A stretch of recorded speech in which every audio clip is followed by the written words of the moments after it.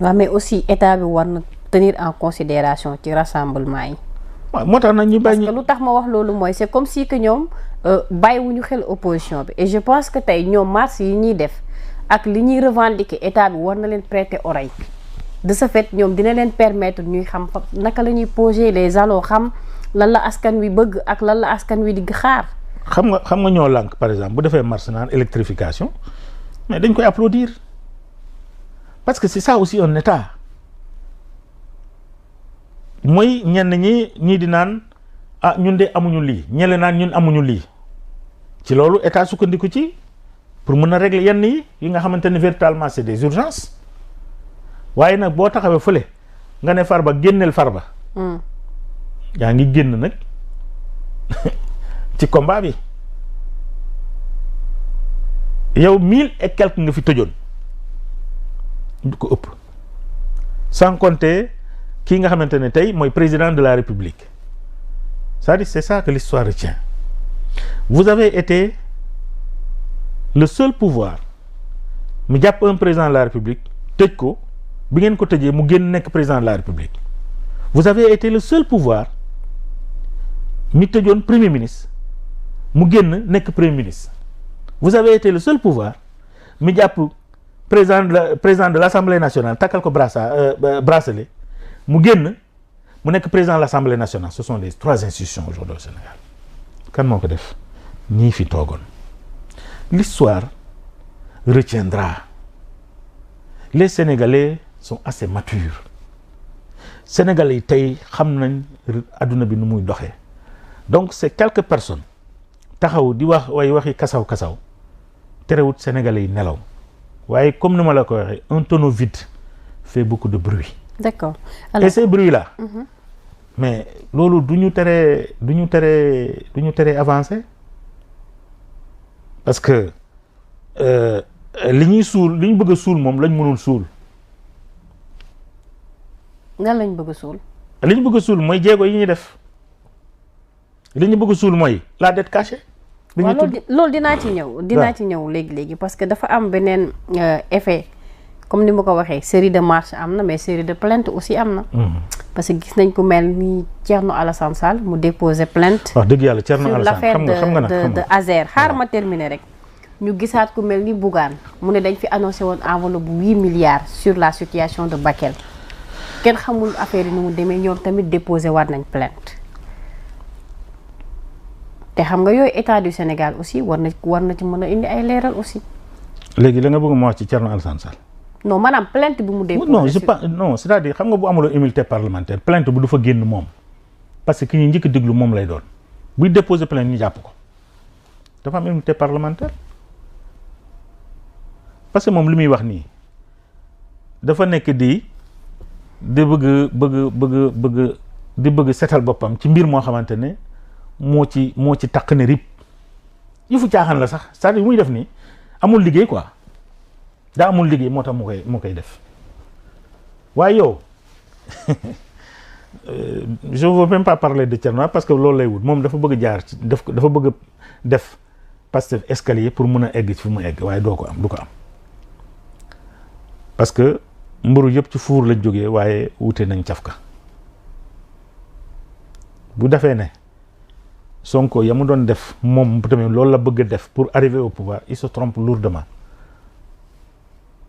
parce que Sonko dëgg rek la doon wax yow nag booy def safaan wax di dem inventé yeneen di ñëw teg di ndéemu ëlëmal boppu Sénégalais yi ay 8 milliards wala ay 37 milliards mais dossier mi génn nañ ko fi. wala parce que Farba Ngom mu ngi kaso ba mu ne Farba moo ngi kaso ba ko mun naa wax. si lan. ci li bëri. mais loolu ban rapport la am. rapport bi ma am mooy moom député la woon Farba Ngom député assemblée nationale.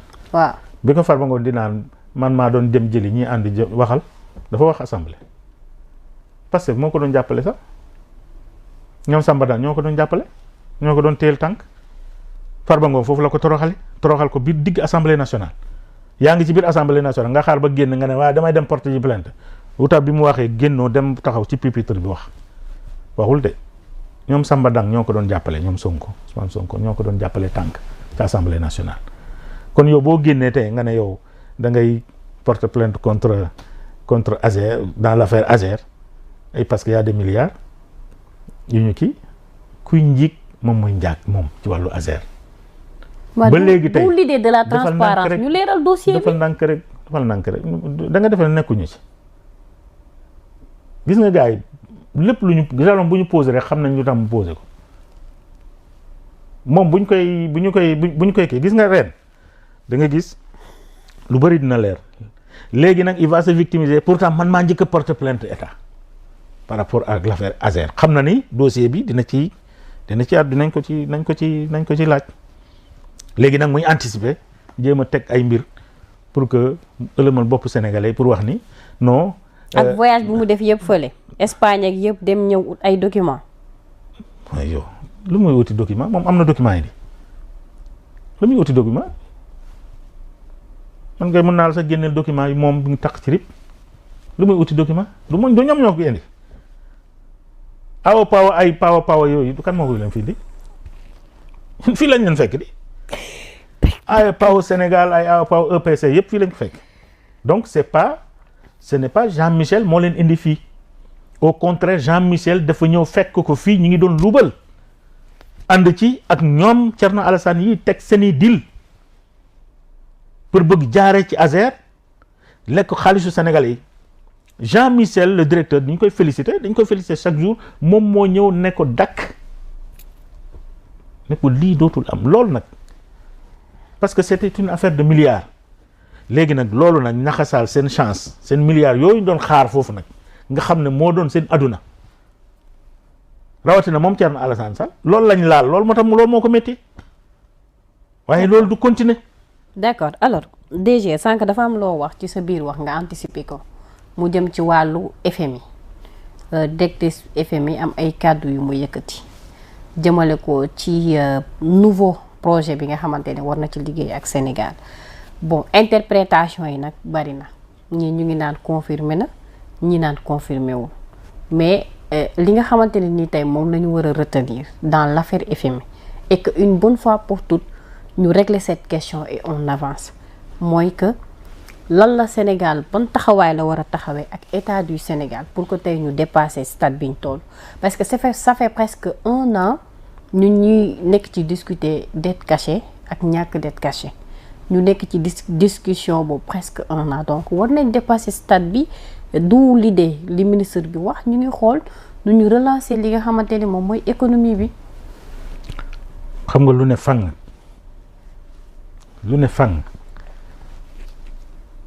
lu ko wolof Njaay di waxee. kenn du ko jeex. kuy interpréter c'est parce que da ngaa bëggul dégg li mu wax. su la neexee na nga interpréter waaye li mu wax kay dafa leer naññ. dafa leeroon sax bu yàgg waaye dafa gën di leer ndax ki nga xamante ni moom mooy ndey mbil gi mooy ki yor ki njiitu FMI. moom moo waxal boppam. ba pare teg ci ne di féliciter le gouvernement du Sénégal. ci jéego yu ñu def pour mu am lu leer am transparence mais également ñu teg beneen dossier boo xamante ne bu leer la bi leen di séq ñoom ñaar. ku bëggul dégg loolu nag da ngaa bëggul dégg man nag wax dëgg yàlla lu ñuul a ngi nii nga ne daa weex lu weex a ngi nii nga ne dafa ñuul xaw ma ci yow dara te sénégalais yi du ñu xam ci yow dara li leer ba leer mooy tey sénégalais yi ñoo war a delloo njukkal Ousmane Sonko li tax ñu war ko delloo njukkal ndax mënoon na ñëw mu continuer di def li fi nekkoon sur le dos des Sénégalais waaye ndeysaan mënu ko te waru ko def ndax dafa yàgg taxaw assemblée nationale di diingat lu bare tey yàlla may ko dëgg lii nii yàgg na ko wax à l'assemblée nationale la dette du Sénégal chaque fois da ko doon défendre da ko doon wax assemblée nationale te ku ñëw bu waxee ba pare ku ñëw wax au lieu ngay wax ci moom Ousmane Sonko li mu wax mais yaa ngi ci politique politicienne di ko xasak di ko wax leneen parce que ils n'ont pas d'argument, parce que ils savent que Ousmane Sonko li mu doon wax c'était la vérité. La vérité nag ça ne se cache pas, du yàgg ci lëndëm, yàgg dina leer. Et c'est cette vérité-là qui a explosé aujourd'hui, qui a éclaté aujourd'hui. mu jox dëgg ki nga xamante ne moom mooy Ousmane Sonko. Tey Sénégalais yi tey partout au Sénégal et dans la diaspora su ma doon diggee tey damay demander à ce que bu timis jotee, bu ñu jullee timis ba pare ñu ñëpp ñu génn suñu balcon yi tàccul Ousmane Sonko pendant 5 minutes pour ce qu'il vient de faire, pour ce qui vient d'arriver au Sénégal, parce que c'est inédit dans le monde.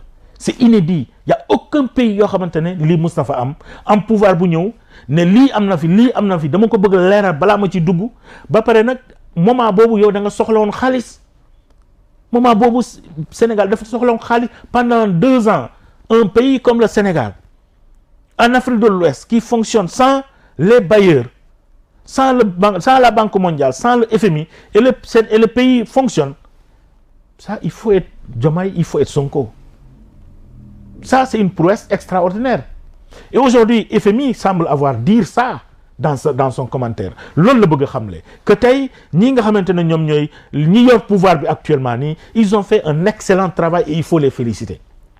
Li tax mooy ils ont déniché loo xamante ne ñun suñu wàllu bopp sax mënuñu ko woon dénicher ko teg ko ci table bi ba pare choisir maanaam définir beneen programme boo xamante ne bu mucc ay blé te bu leer la. Loolu moo tax FMI aujourd'hui ne day yónnee ay ndawam Sénégal pour ñu mun a waxtaan, ñu mun a jublu ci programme bu bees bi nga xamante ne moom lañ teg seen loxo. Tout ça c'est la transparence. Un pays c'est la transparence. Un pays c'est la volonté. Un pays c'est le vouloir faire et le savoir faire. Un pays c'est également gouverner pour le peuple et par le peuple, mais pas gouverner pour un clan bien défini.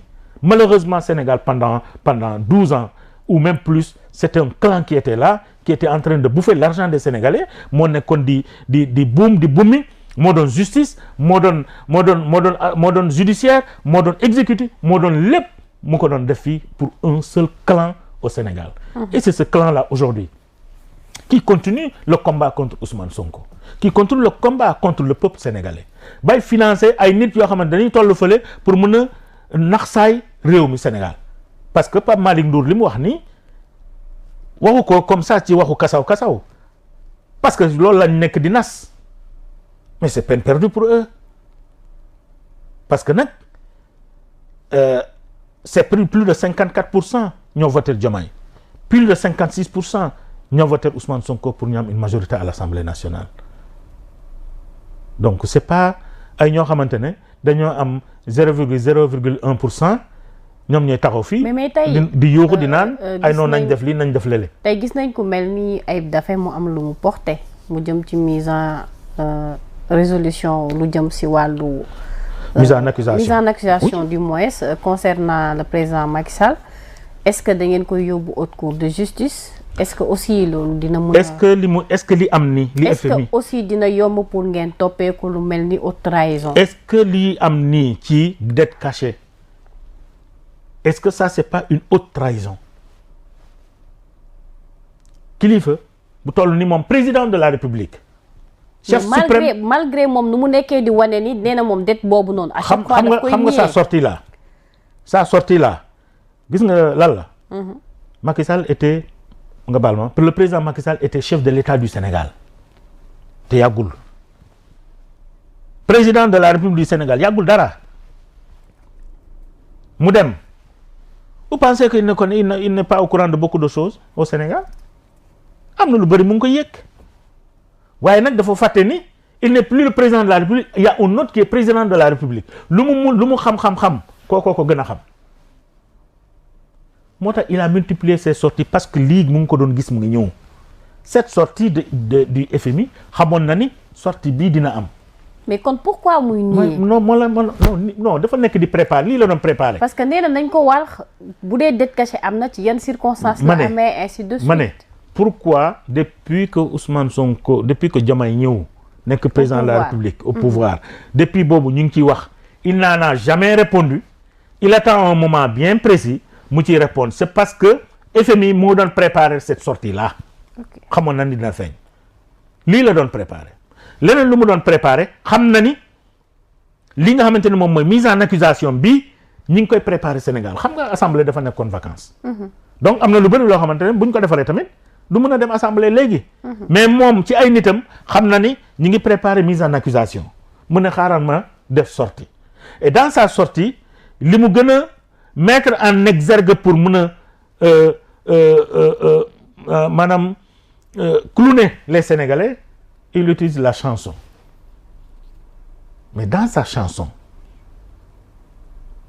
boobu nan lay mujjee pilon ak lan pan du am Sénégal c'est peine perdue pan Sénégal. mais alors yow yaa ngi utiliser métaphore. non dama la ne c'est lui qui a utilisé cette chanson là.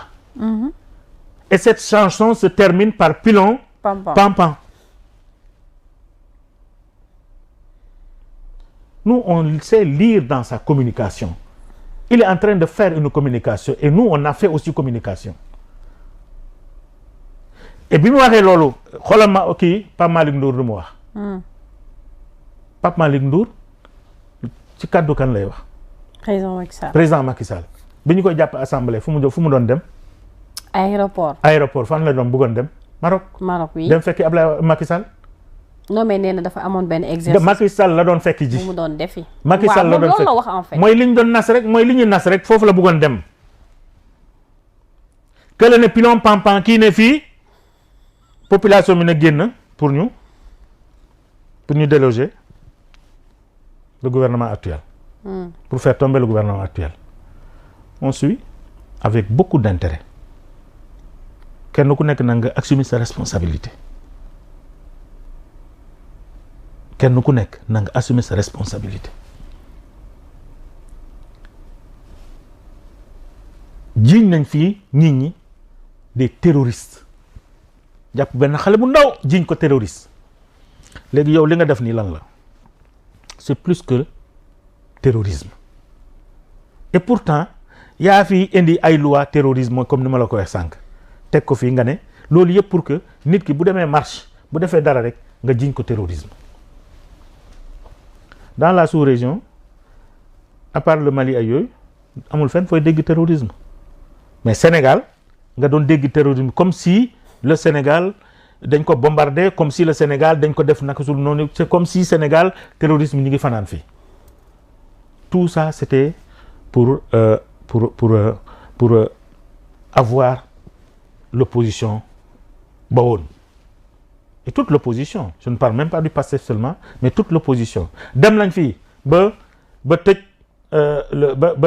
ba dissoudre le PASTEF. Je pense qu'aujourd'hui le parti qui doit être dissous c'est bien l'APR. loolu dinaa ci ñëw parce que gis naa ni am na ci mouvement boo xamante ne sur place dafa teg pétition pour que ñu jële fi Ousmane Sonko amaat na aussi beneen pétition bu ñu lancé pour que Sonko reste donc mu mel ni ñoom tamit ñu ngi ci dynamisme boobu.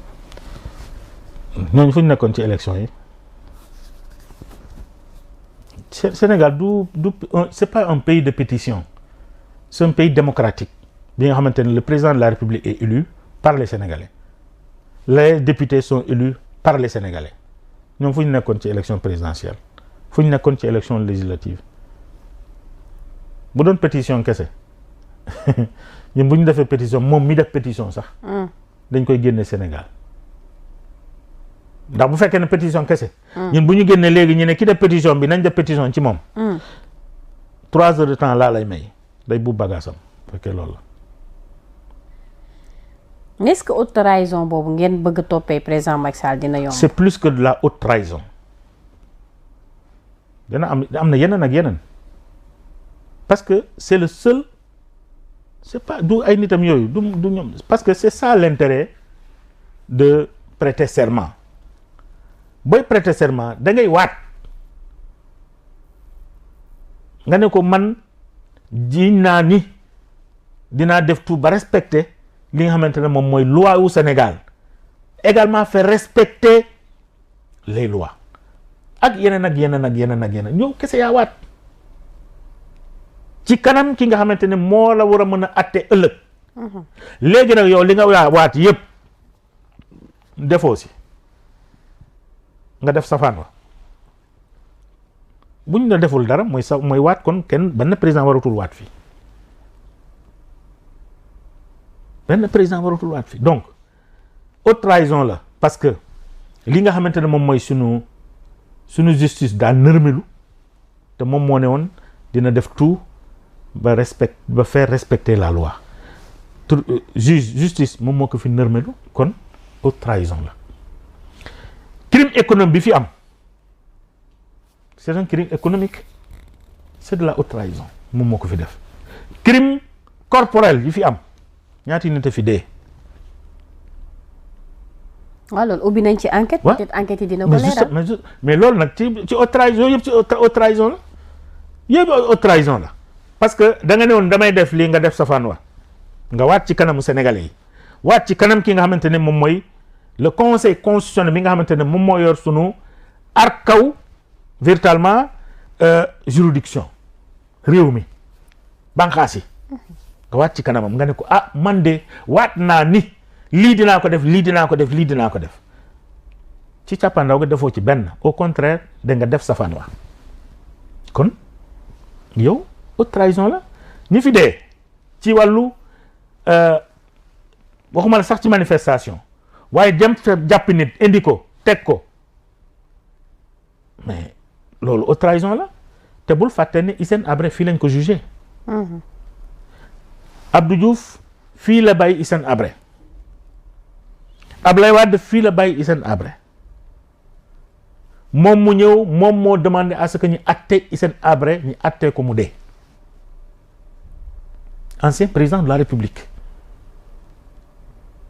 dans son pays ñëw làqu fii ci Sénégal moom moo ko def kon loolu moom bu ñu koy topp waru cee bañ d'ailleurs bi nga xamante ne cour bi nga xamante ne moom moo jugé woon Hissène Habré lu tax ba ñu ko jugé rek ñu dissoudre ko forom continuer mais dañ ko def spécialement pour Hissène Habré pare ci dissoudre ko yemuñ ci loolu CREI bu mu fekkoon balaa muy dem da ko dissoudre dindi ko mu set indi pôle judiciaire pôle baa ngay def liggéeyam nag créé wuñ ko de du Pastef fa ko créé du Sonko ko créé du Diomaye ko créé moom moo fi indi moom moo fi jëlee CREI parce que jàpp na ne ci dimension bi ñu nekk nii CREI bu fi nekkee moom bu demee day metti trop mu dindi CREI rocc ci yenn kii yi ñëw créé nag li nga xamante ne moom mooy pôle judiciaire financier kon pôle judiciaire financier moo nekk di def liggéeyam xam nga sànq dama la ne le Sénégal on a retrouvé la République on a restauré la République et ça c'est très important li ma lay wax ni la restauration de la République mooy que ni y avait dafa am lu bëri loo xamante ne dañ ko nërmeloon dañ ko bafoué woon aujourd'hui l'Assemblée reste l'Assemblée nationale pouvoir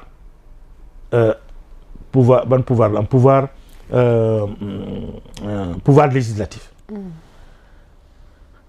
la justice nekk di def liggéeyam muy le pouvoir judiciaire et la présidence en tant que pouvoir exécutif muy def liggéeyam sans compter maintenant la relation bi war a am entre le premier ministre et le président de la République parce que bu njëkk ba benn planton bi nekk fii ci Sénégal 7 mi am relation ak président Macky Sall mun na démettre mun na dàq premier ministre moo fi nekkoon di koo xamante ne du dara amoo benn ndombal tànk ci réew mi mën nga dàq ministre koo xamante ne simple député nga ci assemblée nationale nga ne bugguma benn pouvoir bàyyi ma nekk assemblée nationale waaye yombalal ma rek saa mu la bëggee gis ma gis la kooku mën na fi dàq premier ministre wala mën na fi dàq ku mu bëgg wala mën na dem jëli xaalis fu ko neex jox ko ki ko neex looloo fi amoon loolu moo nag lañ fi dindi on a restauré la République et quand tu restaures la République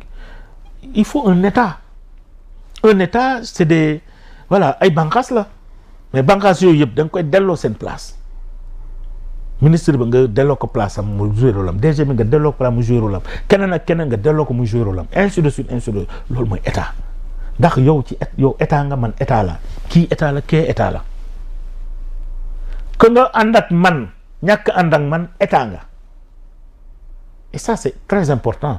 loolu réussir nañ prouesse boobu jàpp naa ne véritablement loolu moo indi yi ngay gis ni muy leer yëpp véritablement comme l'affaire FMI. D'accord alors kilifa gi